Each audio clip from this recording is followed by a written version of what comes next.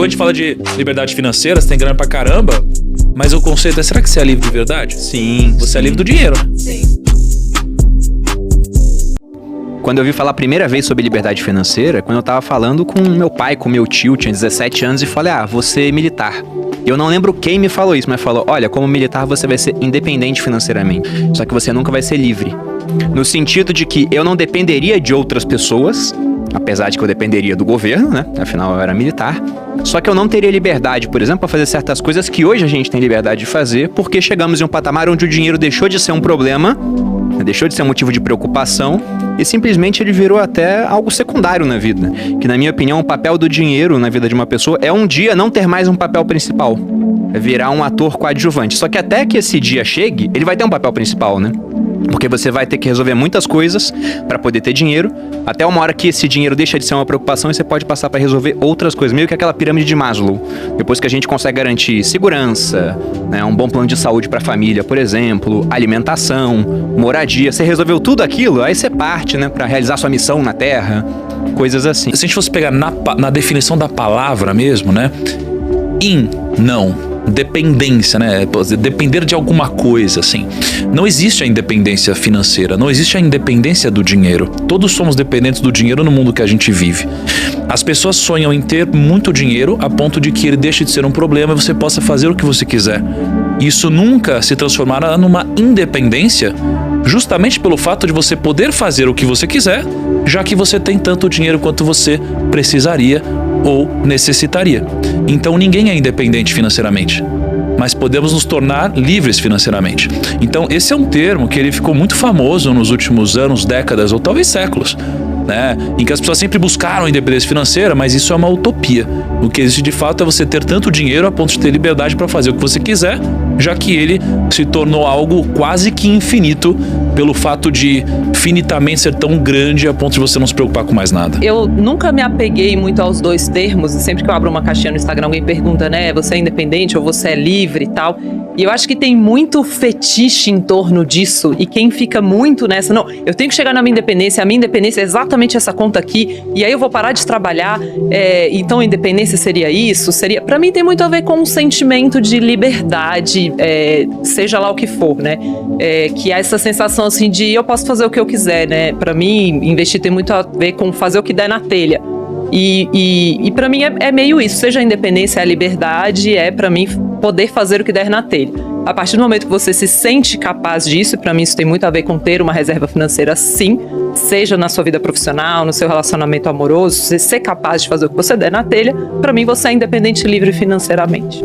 Mas acho que no final das contas as pessoas estão se referindo à mesma coisa, né? Apenas talvez isso daí deva evoluir em algum momento para se transformar em liberdade, porque o que você falou mesmo faz sentido, né? Às vezes você trabalha no exército e às vezes você é independente mesmo, porque você acaba tendo acesso a muitas outras coisas que não necessariamente você precisa comprar com dinheiro, você está pagando com trabalho, né?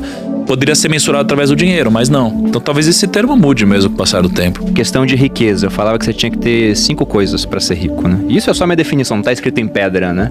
Quase. Mas não. Mas faz sentido mesmo. Porque hoje a gente fala de liberdade financeira, você tem grana pra caramba, mas o conceito é, será que você é livre de verdade? Sim. Você é livre do dinheiro, né? Sim. Exatamente. Eu peguei uma definição lá, uma parte do Taleb, outra que a gente pegou por nós mesmos, mas eu vi. Você tem que ter muito dinheiro. Segundo o Taleb, é dinheiro pra mandar o mundo a merda, que nem ele fala, né? Que é o fazer o que der na telha, só que, né, exatamente, adaptado para as minhas palavras. Muito mais elegantes, diga-se de passagem. Mas é isso, é ter muito dinheiro, só como você falou.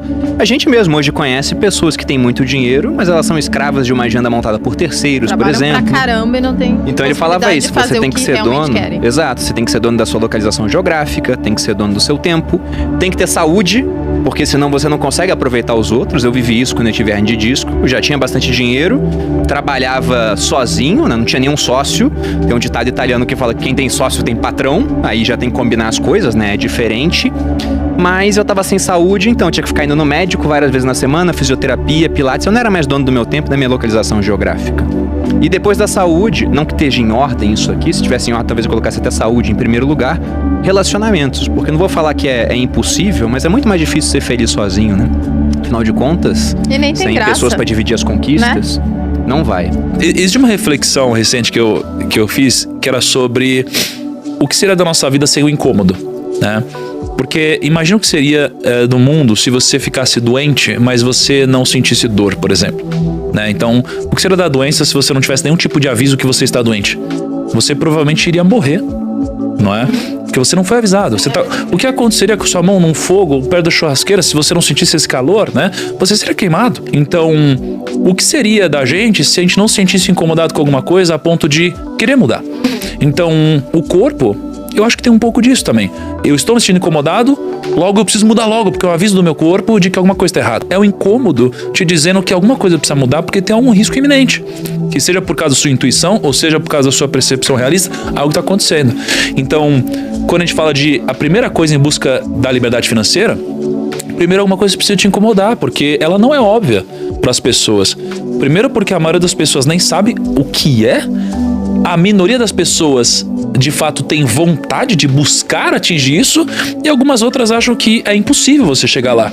Então, se você não se sentir incomodado de não ter a liberdade financeira, como que você vai buscar um caminho para chegar lá? Então, o primeiro passo para mim é o incômodo. E a partir desse incômodo, eu acho que você precisa criar um plano, assim. E para mim, isso fez muita diferença na minha vida particular.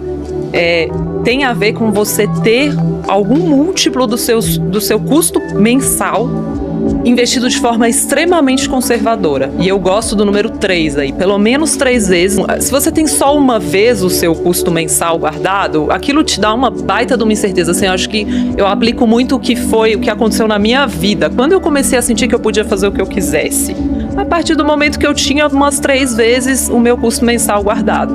E aí eu falo para as pessoas fazerem isso. Calcula, coloca no papel mesmo. Não é para ficar, não precisa pôr o cafezinho ali necessariamente, tal, não vai ser isso, mas coloca aqueles custos principais, aqueles que você teria no mês. Se hoje caiu o mundo, fiquei desempregado, o que eu gastaria no mês? É claro que no mês desse eu não sairia. Eu sempre falo, não corta o Netflix, porque senão você vai entrar em depressão e não vai nem fazer nada.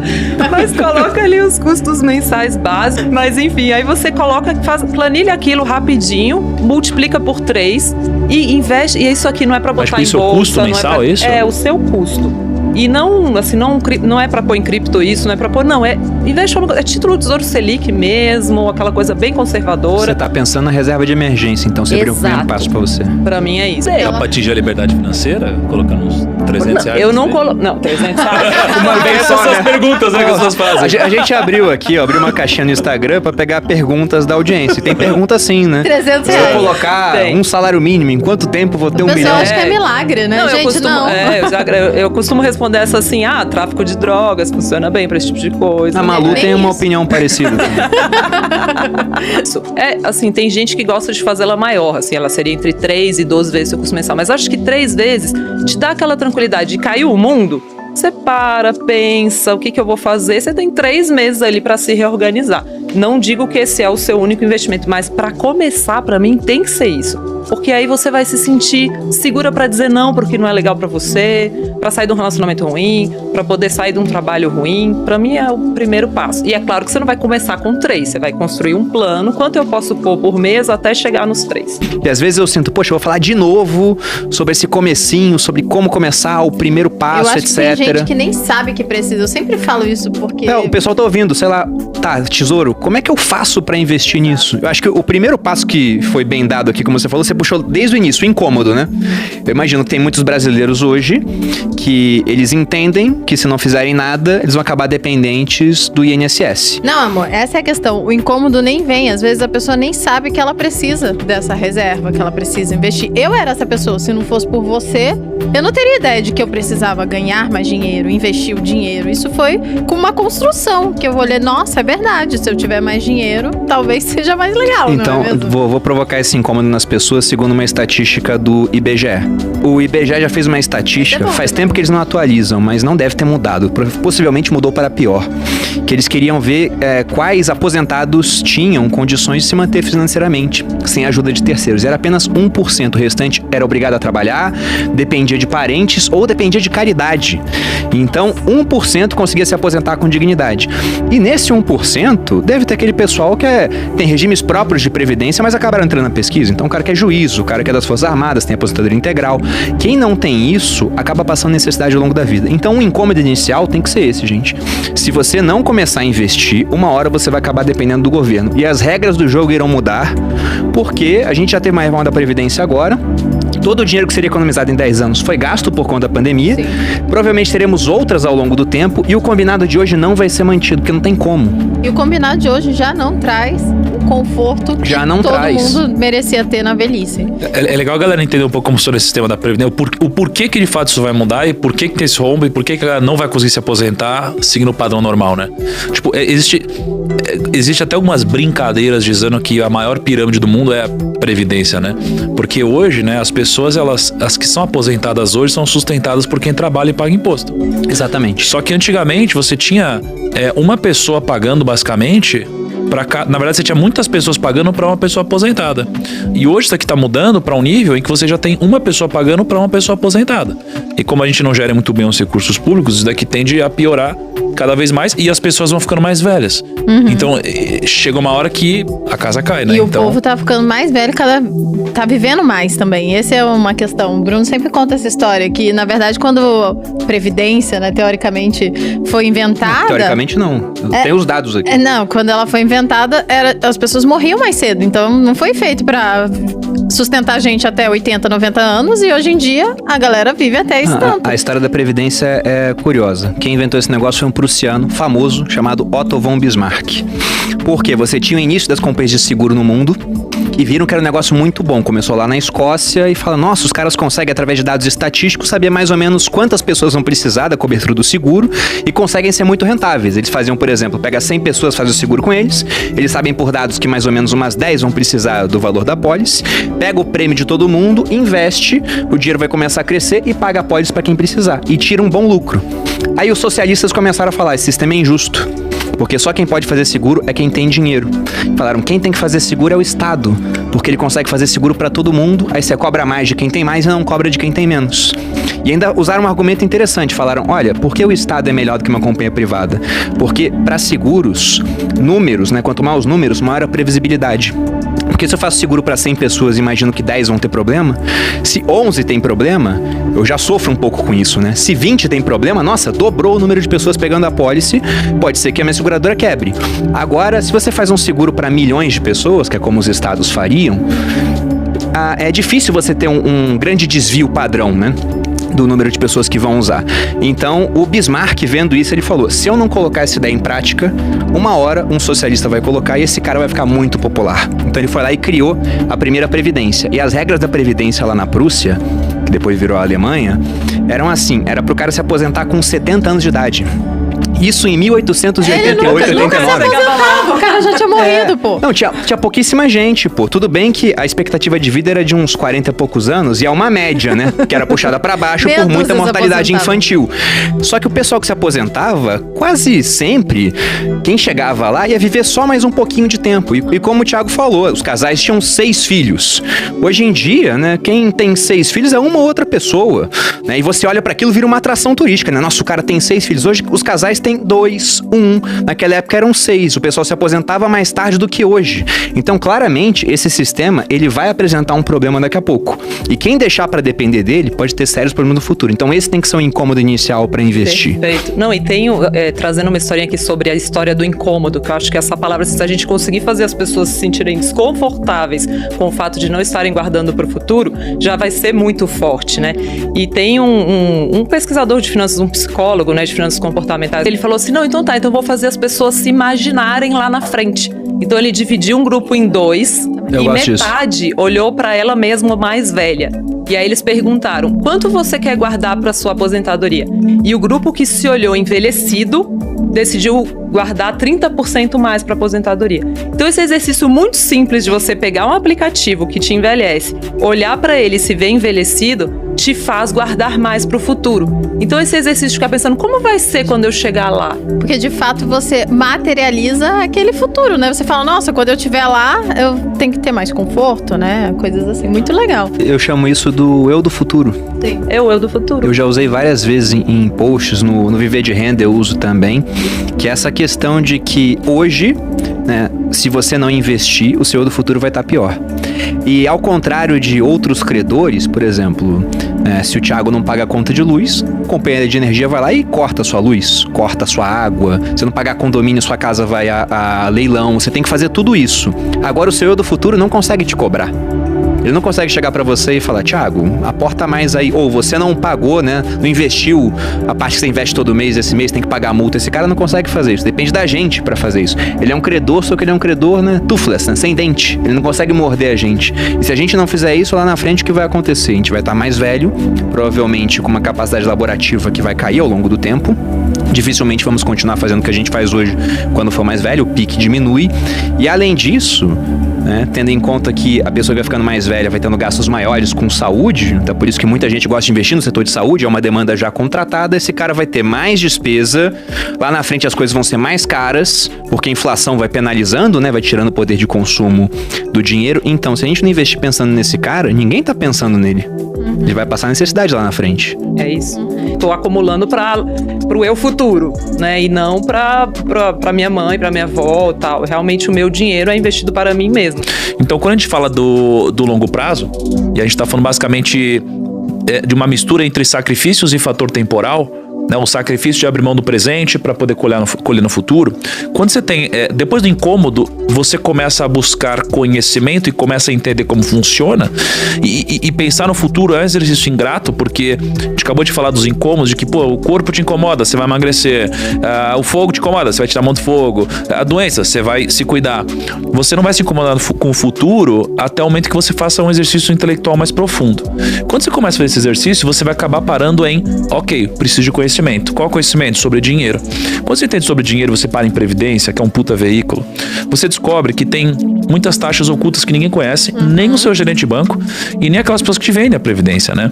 Então, eu lembro que vocês sabem que o primo começou por causa de previdência? Não sabia. O primo começou por causa de previdência.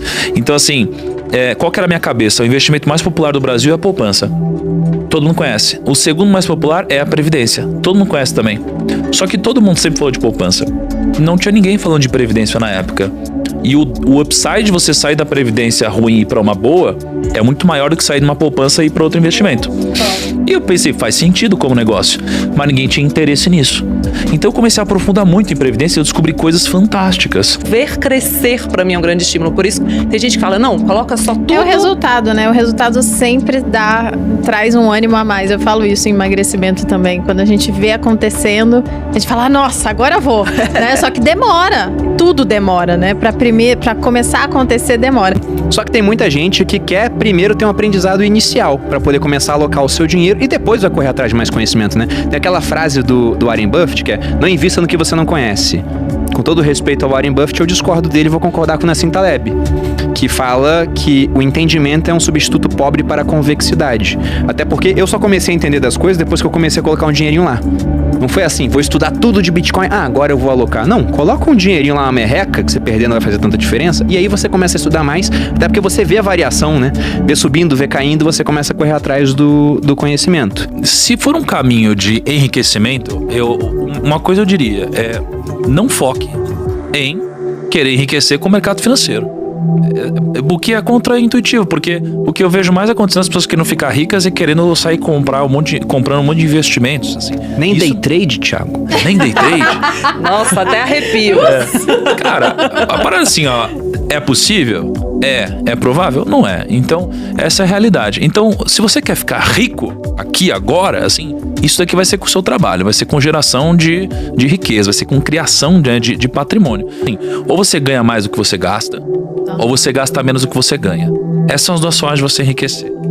Parece a mesma coisa, mas quando você gasta menos do que você ganha, você é aquele cara extremamente disciplinado, que você geralmente não faz muitos negócios. Foi o que eu fiz durante 12 anos. Eu ia dizer isso. A gente começou assim, depois a gente fez o inverso. Mudou pro que você vai falar. Perfeito. Então assim, se você quiser ir por esse caminho, e eu acho que ele é o caminho mais seguro, mas porém é o caminho mais demorado, você pode, e não tá errado. Tem uma questão de perfil também. Agora, o outro caminho, que é o caminho do empreendimento, de ganhar mais do que você gasta, é o caminho de criar riqueza. E você pode investir em equity de várias formas. É você empreendendo, é você investindo em algum negócio né, pequeno e ajudando a criar valor aqui. O que é totalmente diferente de aprender onde investir. Então, eu acho que a maioria das pessoas, elas não precisam aprender a investir num nível muito profundo. É para poucos. Não é para todo mundo, é para poucos. Investir não é fácil, igual as pessoas dizem, né? O que é fácil é você pegar um método, algo simples e alocar seu capital. E eu acho que isso é o que a maioria das pessoas tinham que fazer. Entendeu? E também você vai saber o básico pra você conseguir entregar na mão de alguém, talvez, Sem ou ser olhar enrolado, né? sem ser enrolado. Eu acho que isso é pra tudo na vida. Você tem que saber o mínimo das coisas pra você ficar com a consciência tranquila de que você não tá entregando aquilo pra alguém e a pessoa tá te enrolando. Perfeito. Só pegar um gancho no que você falou, eu acho que quando a gente fala dessas duas formas de enriquecer, eu acho que você precisa de muita disciplina pra enriquecer gastando menos que você ganha. Mas você não precisa de disciplina pra enriquecer ganhando mais que você gasta. Animal, galera, bota aqui nos comentários, vocês curtiram? Dá o like, espero que vocês tenham gostado. Quem não se inscreveu ainda no canal, se inscreve no canal, um prazerzaço. Obrigada pela confiança que vocês têm aqui no nosso trabalho. A gente vem, traz tudo pra vocês, o que a gente puder fazer, a gente vai fazer. Você que está começando a investir, você que quer sair das dívidas, tem muito conteúdo interessante para você.